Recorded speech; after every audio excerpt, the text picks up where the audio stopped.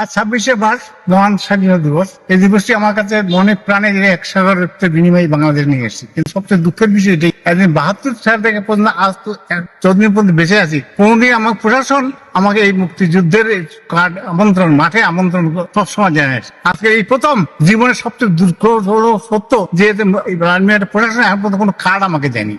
কারণটা কি বুঝলাম না, কারণটা কি?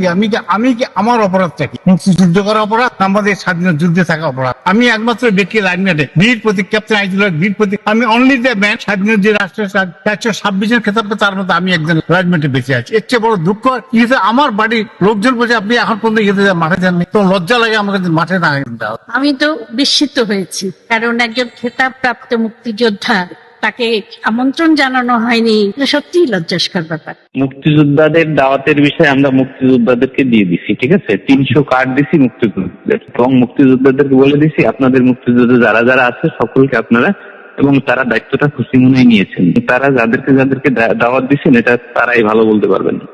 কথা আমি বলবো যে মুক্তিযোদ্ধাদের সে যেই হোক, মুক্তিযোদ্ধাদেরকে আমরা মুক্তিযোদ্ধাদের মাধ্যমে দাওয়াত দিয়েছি।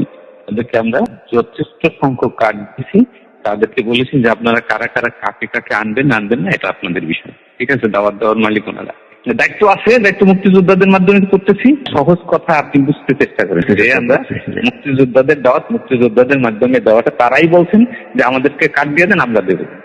দৈনিক আজকের বাংলা .net